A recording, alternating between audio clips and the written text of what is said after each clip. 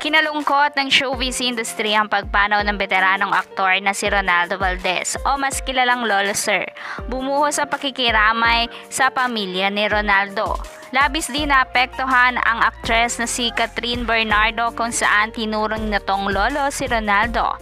Nagkasama si Ronaldo at ang Katniel sa teleseryeng Too Good to Be True na talagang minahal ng netizens. Itinuring siyang lolo ni Catherine Bernardo, kaya naman labis itong naapektuhan sa pagkawala ni Ronaldo Valdez.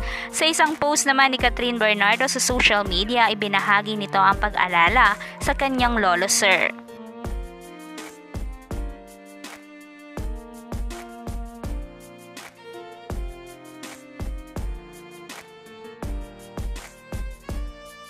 Samantala, ispatid naman si Catherine Bernardo at Daniel Padilla sa unang burol ni Ronaldo Valdez, kung saan kasama nila ang kapwa nila artista sa Too Good to Be True.